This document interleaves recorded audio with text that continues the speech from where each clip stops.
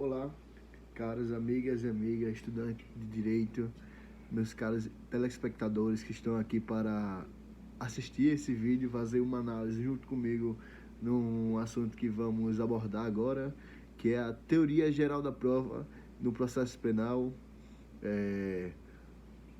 Esqueci de me apresentar, meu nome é Alberto, sou do terceiro período do Direito Noturno SESMAC.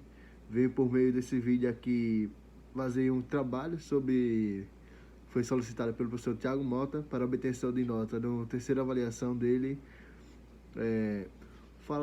Vamos abordar agora então sobre o tema.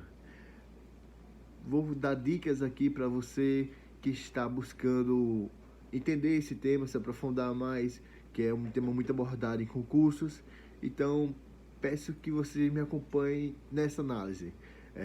Comece a estudar o tema, que é o conceito da prova, que é tudo aquilo que atribui para convencimento do juiz sobre a realidade dos fatos relacionados ao processo.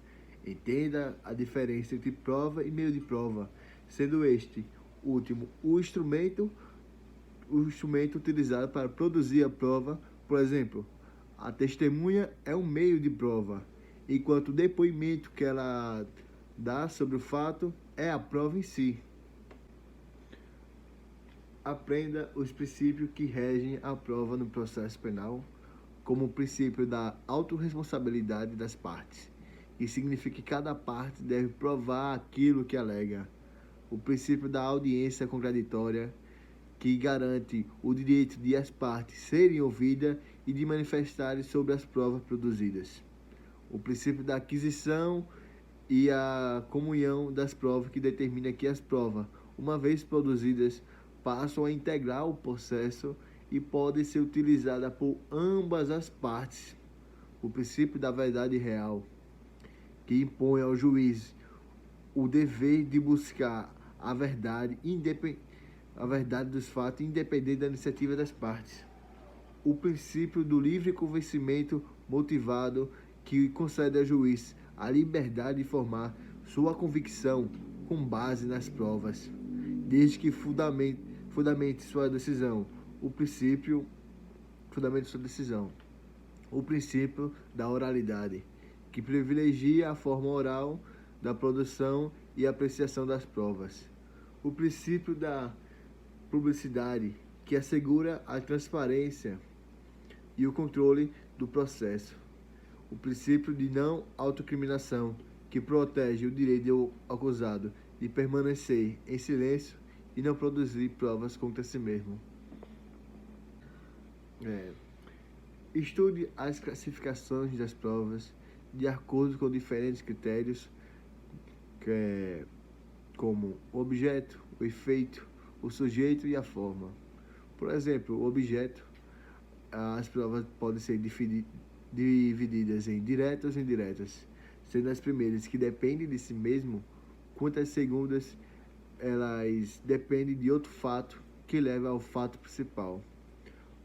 Quanto ao efeito, as provas podem ser plenas ou não plenas, sendo essas primeiras que geram certeza no juiz, enquanto as segundas geram apenas presunções, indícios. Quanto ao sujeito das provas, elas podem ser reais ou pessoais, sendo as primeiras que resultam no próprio fato, e quanto a segunda depende do conhecimento de alguém. Quanto à forma, as provas podem ser testemunhais, materiais e documentais, sendo a primeira que consiste na afirmação de uma pessoa, a segunda consiste na demonstração e descrição do fato, quanto a terceira a representação escrita ou gráfica do fato. Olá, meu nome é Vitor. Eu vou dar continuidade às dicas que o meu parceiro Alberto estava dizendo. Eu vou começar falando que conheça os meios das provas previstos no Código de Processo Penal, que são exame de corpo de delito, as perícias em gerais, o interrogatório do acusado, a confissão, as perguntas do ofendido, as testemunhas, o reconhecimento de pessoas e coisas, os documentos, os indícios e busca e apreensão.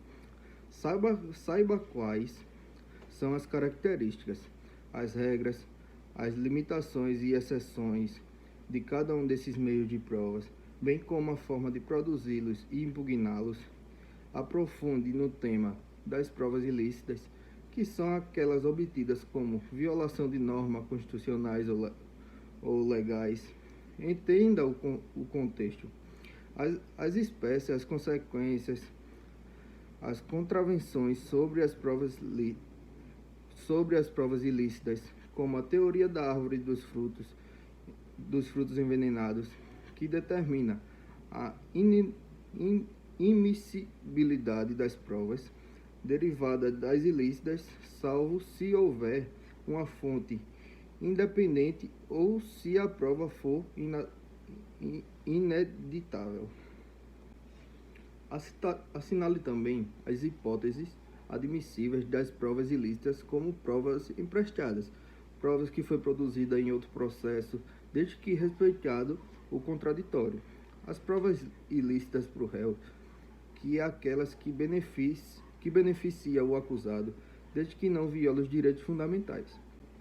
Dando continuidade, eu vou falar para vocês que você revise o tema ônus de aprova, que fala que no processo penal, o ônus de aprova cabe, em regra, à acusação, que deve provar a existência do fato criminoso na autoria, a culpabilidade, as circunstâncias agravantes.